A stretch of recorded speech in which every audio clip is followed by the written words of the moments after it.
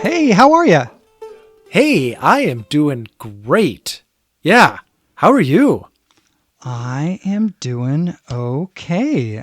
We talked a couple weeks ago in one of our Psalms conversations about, I think it was when we talked about Psalm 18, about putting our phones aside in conversations. Do you remember this? We talked about how your kids and their friends put their phones aside and whoever picks it up has to pay when they're at a restaurant or whatever. So for sure. I have been doing this in my time with God, reading the Psalms.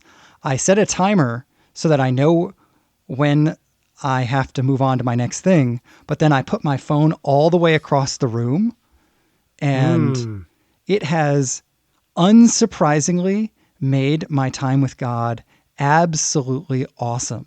And so I have been loving being in the Psalms, following along with our Summer in the Psalms schedule. It's just been really, really good. That's great.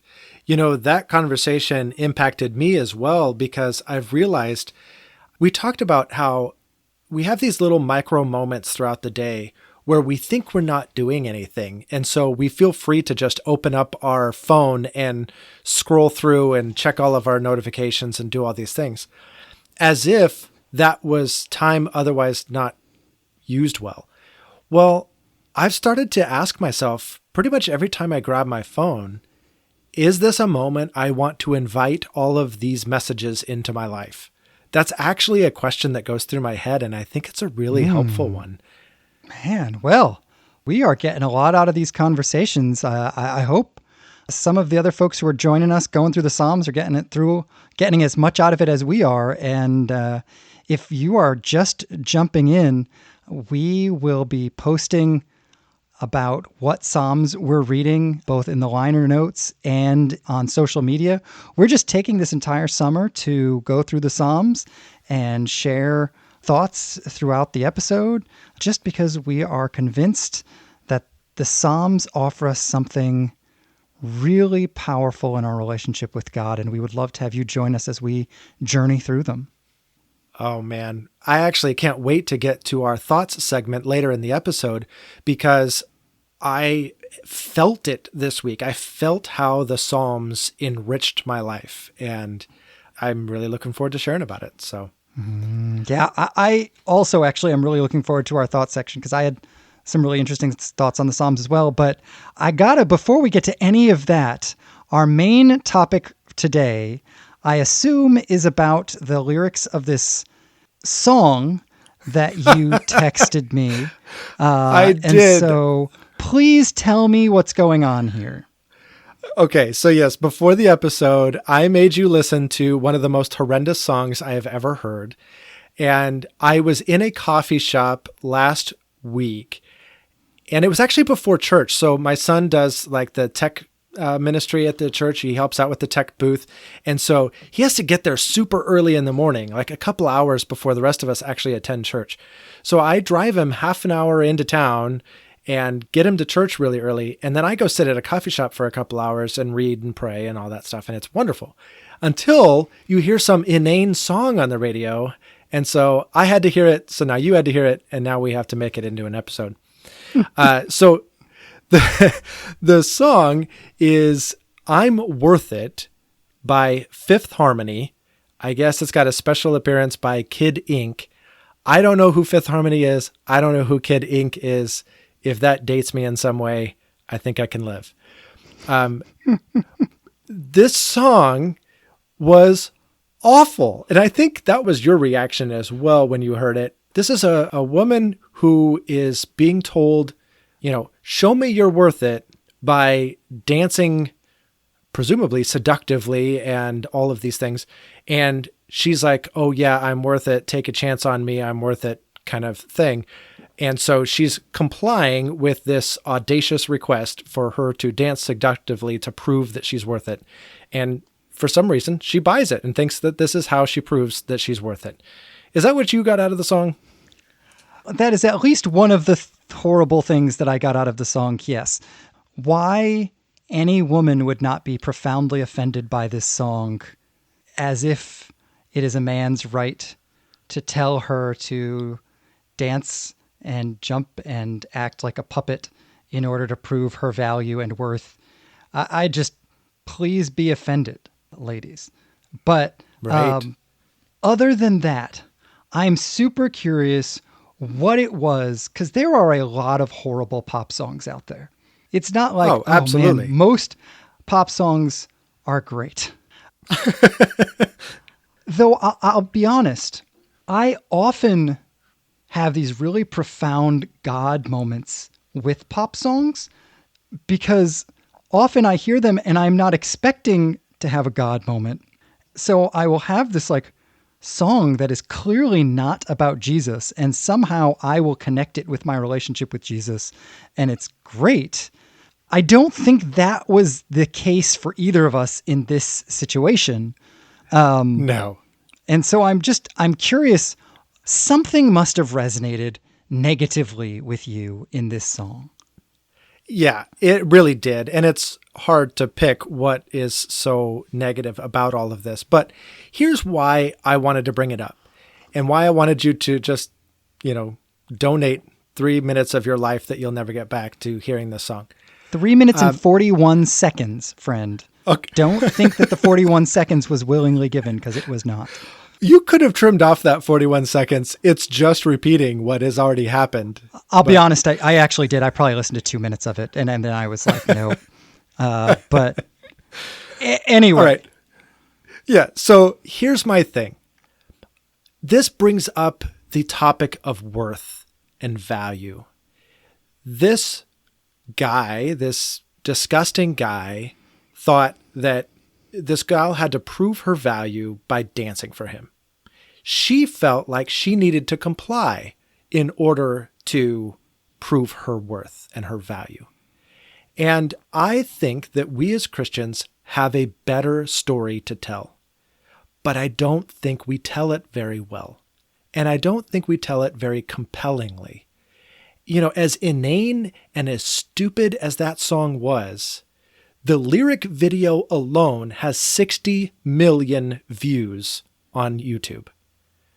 People are listening to this. People are soaking it up. So I want to know, what is the better message that we have about a person's worth and value? How do we tell a better story about that? And then what are the implications for the church and for how we relate to one another within the body of Christ? What are the implications for evangelism and how we invite people to participate in this body of Christ? I think we have a better story to tell about worth and value, and I want to know what it is. That's good. I think, unfortunately, if we are suggesting we have a better story, a more compelling story, I think we have to start with the 60 million views. Let's acknowledge for a moment that this is telling a compelling story. Right? Whether we like it or not, this is clearly compelling. Both of us are going to be lyrics listeners. Many, many years ago, I discovered that one of my very close high school friends was a music listener. When I asked him something about the lyrics of a song, he's like, I have no idea what the lyrics are. I was just listening for the music. And I was like, I don't even know what that means. And so I, in that moment, discovered that there are lyrics listeners and music listeners. And those of you who are listening online right now, I would be super curious which camp you find yourself falling into. But whether through the music or through the lyrics or through both, there is a compelling story that is being told here. And if we are going to say our story is more compelling, we have to ask what is compelling about this one. So what's compelling about this story? Well, it's got an easy plot to follow. And what I mean by that is not just the simplicity of the lyrics and the absolute idiocy that it took to write this. What I'm saying is, in our society, this is a very, very easy story to follow. If you are sexy and if you perform in all of the ways that the society says you should perform, you are ascribed worth. So do X, you will get Y. It's not a hard math problem. It might be hard to accomplish. It might be asking more than an individual can actually do. But the story itself, the expectation itself, is simple and easy to follow. And profoundly touches on a desperate longing that our culture has. You know, there's a reason this song didn't say, "Baby, you're super smart," right? Yeah. You know, "Baby, you're a well-informed voter." It was just not something that made its way into this. And that's because if I read our culture correctly, and if I look at my own heart and get a little honest here, we are a culture of people who are profoundly insecure and hiding it behind a veneer of confidence. And I think that is profoundly appealing. This song hides all the nonsense under the cover of being able to walk down the street and hum to yourself, "I'm worth it. I'm worth it. I'm worth it." And I think that there is a desperate craving for that reminder or that message. There is. And I have not met somebody who feels their own worth, feels their own security, and also walks down the street saying the words, "I'm worth it." It's not a refrain that they have to use. If you have to say you're worth it, you are trying to speak the words into truth. You're trying to speak against something you feel is unworthy in yourself. And this song is a blatant violation of somebody's insecurity. I know that you don't feel worthy in and of yourself, so let me exploit that for my own aim and tell you you need to dance seductively for me. And because of their own insecurity, they do it. And it's actually a violation or an exploitation on another level. The songwriter / artist / producer people are putting this out there to make money off of people's desperate desire to tell themselves they're worth it. But their ability on the flip side to be able to connect with a willingness to do whatever it takes to prove it. Because somehow this song manages to connect with both. And that is incredible. I'll do whatever it takes to prove I'm worth it, but don't you tell me I'm not worth it, because I'm totally worth it, even while I'm acting like a fool to prove that I'm worth it. I mean, whoever wrote this song is making a great statement about what is going on in our culture, but is doing it to make a hit single that is ultimately just making them money. I think you really hit on something there, and I would love to explore it further, at least from a positive side.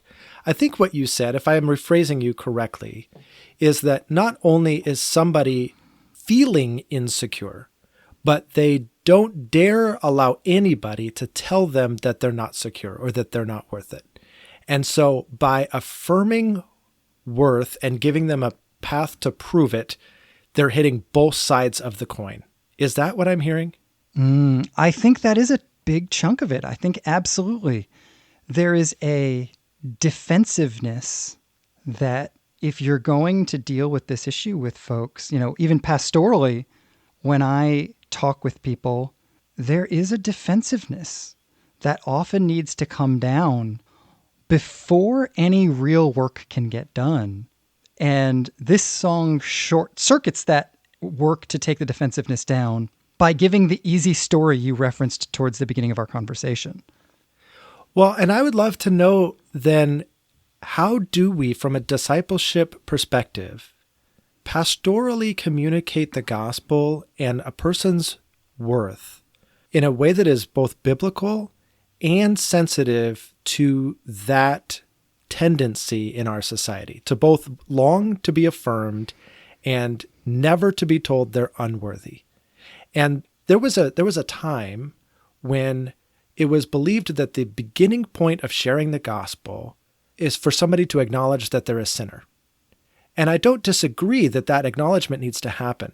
But in light of the insecurity that we have in our society and this defensiveness around worthiness, is that where the whys should start? Man, this is interesting because initially you mentioned discipleship, and now this is more of an evangelism question. How do you connect with a lost person who doesn't know Jesus yet, as opposed to how do you connect on this level with a person who is already following Jesus and still struggling with these issues? And I think the answer is different. But boy, when I think about this from the perspective of, and I hope you have an answer, like I'm spitballing because you asked the question first, but I would love to hear your answer when I'm done. When I think about truly lost people that I know, it is not the content that has to change. I think the good news is not just that you're a sinner, but that I can help you feel safe to admit it. And I think that is really good news. But it is not good news that, again, you talked about what we experienced as kids in our sort of evangelical movement. And to be honest, I don't know if it's the evangelical movement as it was or the evangelical movement as I experienced it as a very simple 10-year-old. So I don't want to throw the movement under the bus, but telling somebody you're a sinner is not what I think we need to do. What I think we need to do is develop enough relationship with people where they feel safe to explore their own sinfulness. I can't bash the defensiveness down from the outside, but I can certainly create a safe space where they can begin to disassemble their defensiveness from within. Yeah, I love that vision. I think it's absolutely the vision we need to be shooting for. The problem that I see, though, is that a lot of people don't feel safe in church to explore their own sinfulness. In fact, I've heard from many people that feel like church is the most judgy place they can be. I mean, I think there's a reason why Dana Carvey's church lady on SNL struck a chord so many years ago. It's a caricature of an old lady, wagging her finger at every little thing that somebody does in the church. And so I do want to pause and say the first danger here is to treat the church like it's one consistent thing. And any church you go into, even any evangelical church, even any Baptist or Assemblies of God church, will respond the same way. I think most churches, now there are some just rotten churches out there, let's just be honest. They're just rotten and that's life. But most churches that I have gone into are wrestling hard with how to be the open and welcoming place that is honoring of the Spirit of Jesus, while still valuing the holiness of the Father that required the death of Jesus. I think they're trying to live in that spot, which is not to say that your question is a bad question, because I think you're asking, okay, we as the church, we want to be a place where this conversation can be had, but we have not done awesome at it. How do we do this?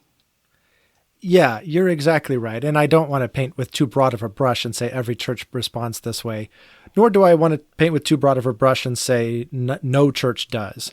I have no idea what the percentages in each camp are, and I don't care to guess. But yes, for those that take this balance seriously, to be faithful to the gospel while, and that's not even a balance. I think to be faithful to the gospel, you are also welcoming of people. I just think that the two naturally flow together. But how do you create a space of safety? And how do you allow somebody to feel their worth? Not just be told that they're worthy, not just say, well, the Bible says that you're worthy, but to feel it such that words aren't even necessary. I have a really good relationship with my kids. I don't think that they need to be told that in my eyes, they are worthy. They feel that. That's their everyday reality. how do we make that an everyday reality in the church? And on what is it based? Yeah, man, that's so good. I think that one part of the answer to this has to be the church actively being committed to its people developing relationships across maturity lines. Here's what I mean by that. If you walk into the church and you're insecure, if you're walking into the church and unsure of your worth and value, I don't know that a sermon series is going to help you connect with your worth and value that the Bible suggests you have, no matter how many sermons it is. It's going to make you think some thoughts, but deep down in your soul, I'm not sure you're going to feel any differently.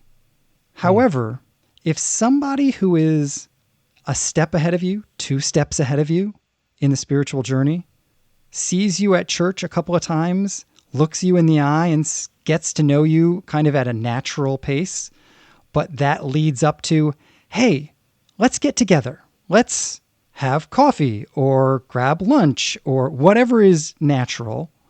And that relationship is an authentic relationship. I think that goes a long way to healing our lack of self-worth and value. Yes, I completely agree. When you walk into a room and somebody's head turns and they have that look of recognition and joy and walk over to you and have conversation, invite you to the next thing, whatever that is, that communicates worth and value far more than dancing in front of 100 some sermons. dude. Yeah. Or 100 sermons. Yeah. Well, and even, and the why on this, I think, is both fascinating and potentially obvious. But I was talking with one of the guys at my church who actually has done this for me. He's a step ahead of me and was one of the first people to reach out to me and has been a huge part of my spiritual journey since we moved here, and really beneficially so. And I'm deeply grateful for him. And he was saying, as we were talking about a particular group of people in a particular ministry, and he listed them all off, he basically said, this person needs somebody in the church to reparent them. This person in the church needs somebody to reparent them. This person needs to be reparented. This person needs to be reparented. Every person in this particular ministry team needed somebody to be their dad because their dad experience was so bad that they needed somebody to step into that space for them. And I think that is a lot of why this is such a desperately needed thing in our culture and a thing that the church can offer. Yeah. I don't know everything you meant by the word dad, but I am conflating the two ideas that you have proposed, which is, somebody more mature, somebody further along, and this idea of a fatherly figure. And I'm kind of conflating them into something that is, I might describe this way, somebody who has some solidity, some wisdom, some groundedness, something. They are already established and firm, and you can grasp onto them and feel secure as a result because they're grounded. And when you are with them, you are grounded, and they can teach you how to be grounded, sure, steady. And then as you aspire to be more and more like them, you find that you actually can stand on your own 2 feet occasionally and do some of the things that they do. And you kind of watch how they go about their life and the next level that they attain. And you want to go, I want to attain that too. And more their solidity is birthed in you. And that's value. I find a lot of self-worth coming out of, hey, I can do this. And I watched them, I was supported by them, and they guided me, and here I am. I can do this. Yeah, grounded is great, especially if we think of it being, what does it mean to be grounded in God? I'll be honest, I don't always see tons of people who are deeply grounded in God around me. I think that that is a process or a result that cannot be rushed. And I think it takes a lifetime to get there. And maybe it takes generations to get there. And so I guess my longing here is for people who are in that space to reach out and love people that are not in that space yet. You know, you talk about this being a lifetime long thing, or maybe even an intergenerational thing, and the length of time it takes to be so grounded in God. And that, in terms of speed, is never going to hold a candle to that song. Our song says all you have to do is be sexy enough and stand here and dance, and bam, instant worth. And what you're proposing, and I think you're right, by the way, is slower, longer, more deliberate, less of a clear path, if you will, but no less compelling. In fact, I would argue more compelling. And if we want to go song for song here, I want to recommend Andrew Peterson's song, God of Our Fathers. And in this song, he kind of looks out over the ancestry of fathers that have been building their life on God and that heritage that is coming down to him. And as he talks about God being their guide, he then prays that God would similarly be his guide. And then the last part of the song, he's praying for his own children, that God would be their God, that he would guide them in the same way that he's been the God of their fathers. And that line of succession, that generations of faithfulness, that communicates not only value, but belonging and connection and history and place and identity that we're all searching for underneath all of that insecurity. And you know, one of the simple messages of that song, as I was just scanning the lyrics, I don't know that I've ever heard it before, but I was scanning the lyrics as you were talking about it.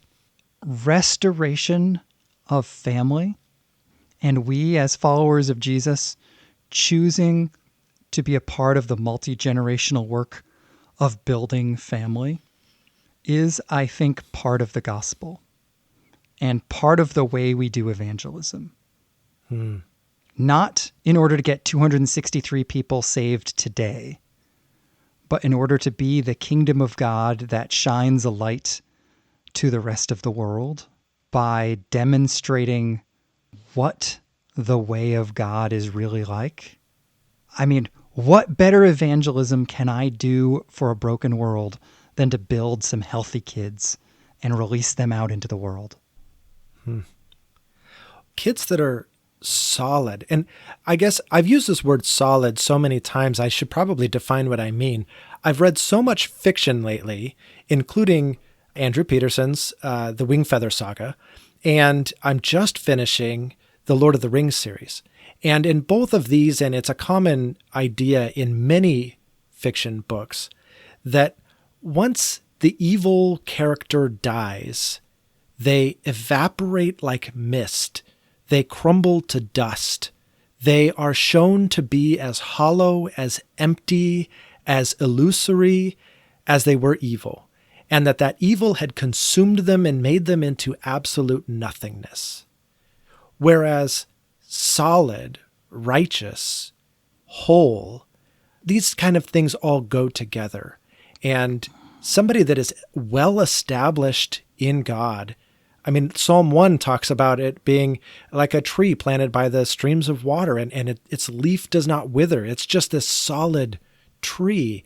There's a solidity to it that, I mean, if we are raising children like that, if we are bringing people into the body of Christ and training them and solidifying them, boy, isn't that a worthy invitation? To say to the world, come, lay aside the ashes, the dust, the vapor that is the hollowness of the world, and come find solidity. think that that's a powerful invitation. Somehow it reminds me of Pinocchio, the invitation to be the real boy, right? I think you're spot on.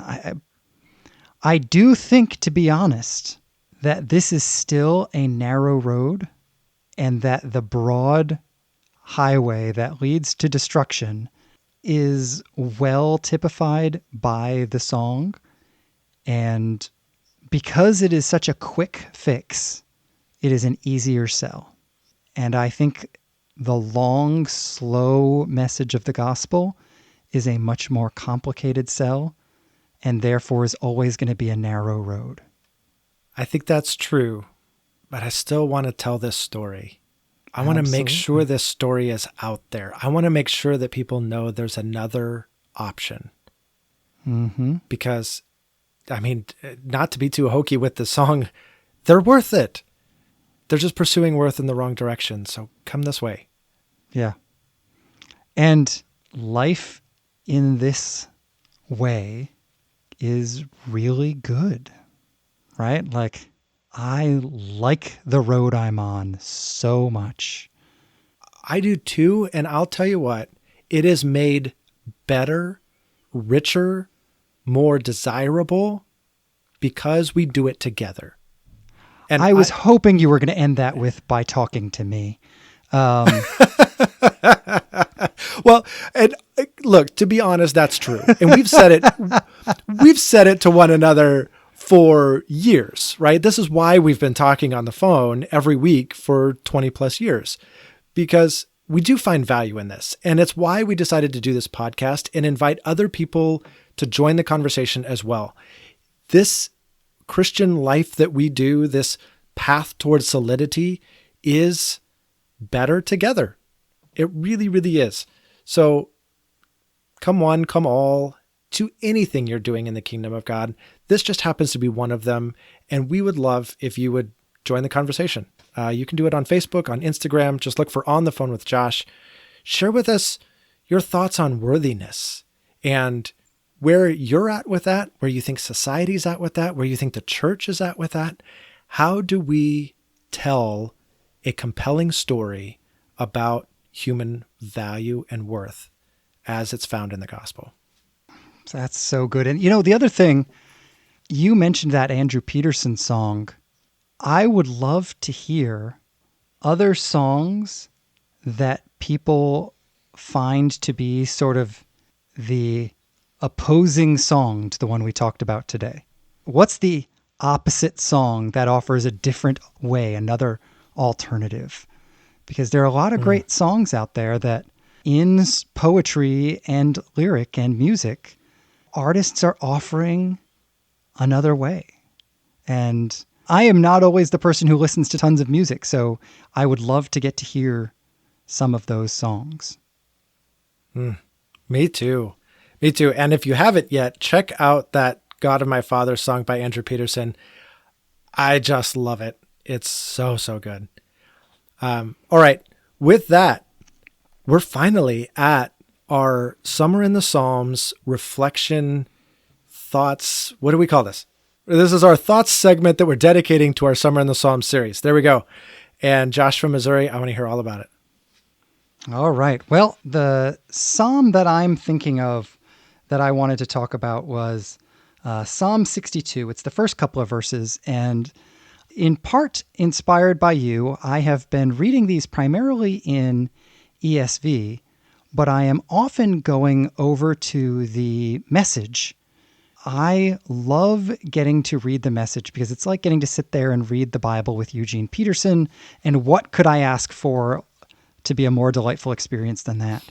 And these particular verses in Psalm 62 struck me because I got profoundly different things out of them in each translation.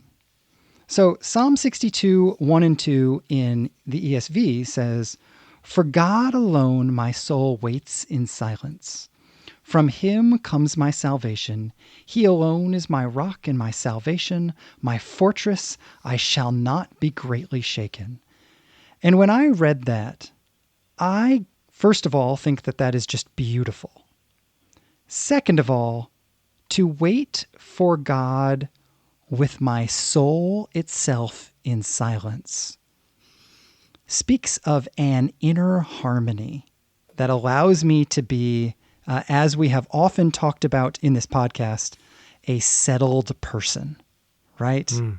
It's not just my mind. It's not just my heart. My very soul is able to enter into silence as I wait for God, which means circumstances are not what I want them to be.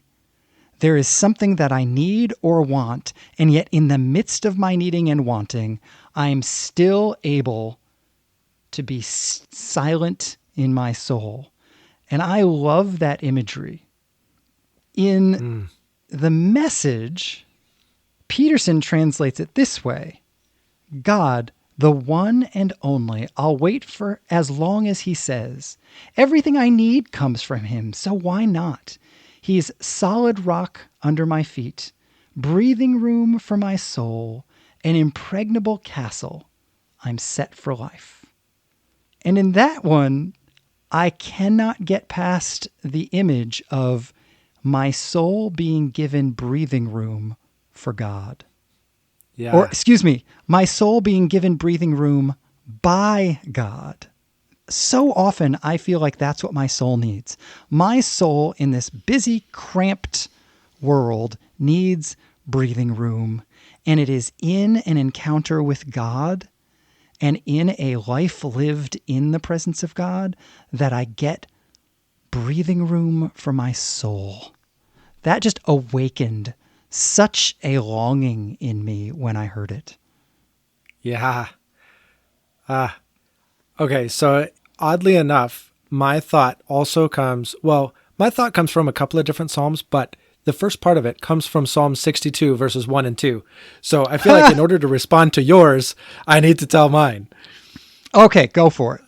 So before I do, I got to tell you the story of like how I went about reading this. So we were at the beach this weekend, and I've shared in a previous episode that just outside from our beach house, there is a long stretch of ocean and beach. And when you look out to the south there is a huge rock that is probably 7-8 stories tall and just as wide and huge, just sitting just off the shore. And I have often viewed that. Solidity is the word of the day, by the way. I've seen that as a solid image of God. Just the fact that rock has stood for generations upon generations. Every single person that has walked on this continent and been at that seashore has seen that rock. I have been unchanged. at that seashore, and I can picture that rock. Yeah, exactly. Because it's hard, you can't miss it.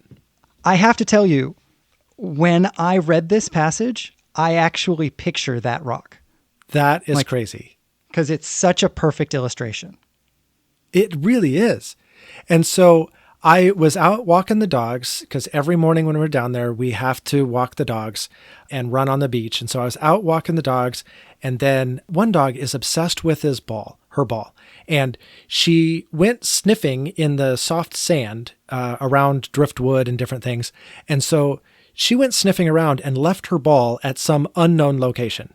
And it's like leaving home without a binky when you've got a 2-year-old. It's just not going to work. You got to go find the darn ball. So I'm huffing it through all this soft sand, which I don't love walking in. It's just really arduous, and it just wears me out.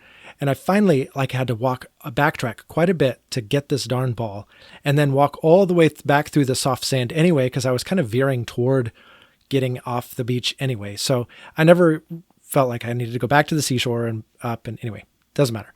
I walked through a lot of soft sand. So I had those experiences, and then I sat down and read. And as you already read, Psalm 62, 1 and 2, for God alone is my soul waits in silence. From him comes my salvation. He alone is my rock and my salvation, my fortress. I shall not be greatly shaken. But then I didn't just read Psalm 62, I read Psalm 63, which begins this way. O God, you are my God. Earnestly I seek you. My soul thirsts for you. My flesh faints for you in a dry and weary land where there is no water. As I was trudging through this soft sand, I had been thinking about, man, what would it be like to be in the middle of the desert where it's all just soft sand and there's no water around? And how much worse would it be to like walk through all of that? I had like literally had that thought and then came back to the house and sat down and read these 2 Psalms. And the contrast of like being out on dry, weary land without water and thirsting for God, and the solidity of God and the salvation of God that is just so sure as pictured in that rock. It was a really cool moment to read these Psalms. That's awesome. What an amazing way of connecting the world and the Word. The beauty of creation. I think this is where there's this harmony between what we read and what we experience that just is mutually reinforcing. That's so good. Yeah, it is. And then it continued on. We don't have time to get into it, but I went on a personal retreat yesterday, and just a way of honoring the end of seminary and just kind of praying my way through the day. And when I went on my personal retreat, like I read Psalms that again correlated with my environment and my experiences, and it was just so fun. Oh, that's so good. I am dying to hear about your personal retreat.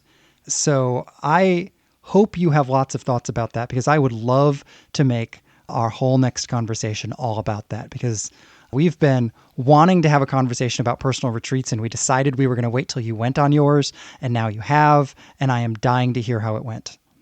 Yeah, I do have some thoughts with how it went. I think I'm trying to decide internally how much of that is just between me and God and how much of that is ready for the podcast. Really, really good stuff I'm happy about, excited about. So I'll share some of that, but I would love to really explore, like, what's the purpose of a retreat? How do you plan one? I had some issues in planning mine that I'd love to talk about. And just like, because you've been on a ton of retreats too. And honestly, I learned a lot from you about how to plan and orchestrate a retreat. So I would love to just kind of talk about the whole concept, not just my one experience. Yeah, I think that's great. I can't wait. That's going to be a great conversation. Yes. All right. Well, that brings us to the Which Josh question. Which Josh? You really are watching baseball. That was a very baseball-esque. That was baseball-y. Yeah. All right. I was trying to come up with some creative transition. I had nothing. Okay. And in other news, so this week's question, which Josh has seen the Mona Lisa in person? Oh, and this is me, briefly, very, very briefly. I would have assumed, like, if you got a chance to go to see the Mona Lisa, you'd use your allotted time. You would think. So here's story time. Yes. So the Mona Lisa is in the Louvre, the largest art museum I believe the largest art museum in France. We were blessed with a trip to France some number of years ago. My kids were quite a bit smaller. It was in the middle of summer, and Parisian architecture is very old, there's a lot of old stuff. Even the new stuff is really old. And this was the hottest summer on record in Paris. Oh, man. It was so hot that the plumbing in the Louvre broke. Okay. And so I toured the Louvre, constantly trying to help my son and daughter find a bathroom, all of which were broken. And so we ran through the entire building looking for a working bathroom, going by some of the most famous works of art, painting, sculpture, you name it, it's there. And by the time we successfully found a bathroom, we had literally wandered through the entire building, had made our way all the way back to the main lobby where the entrance and exit was, and my kids were done. And so I spent 2 hours in the most famous art museum in the world, looking at some of the most beautiful things that have ever been made by mankind while following my kids from failed bathroom to failed bathroom until they gave up on the whole thing and we had to go home because they were just tanked. Oh my gosh. I think every parent has like a story like that with their young kids, and it's just maddening, man. And the Louvre is probably doubly so because, like, when are you going to go back? Yeah, no kidding. Yes, that's correct. And I am, in case it has not come across, a huge art fan. I'm not like, oh, there's a lot of things to do and we just happen to be at the Louvre. Like, I love art. Like, adore art. I am sitting next to multiple art books as we speak. I love art. I mean, the Mona Lisa itself is difficult to see anyway because the crowds are so gigantic. And this whole museum, I mean, the crowds were massive. Like, it was insane on top of all of this. So it was, yes, someday I want to go back to the Louvre just with my wife and actually enjoy the Mona Lisa, the Nike statue, all the things. And I look forward to that. It's going to be wonderful. But yes, it is. Yeah, probably that is not what's going to happen next week. But you know what is going to happen next week? We are going to have another amazing conversation. I can't wait. All right. I'll talk to you then. I can't wait. See you then. Or maybe not, but I'll talk to you then. Bye. Okay. Bye.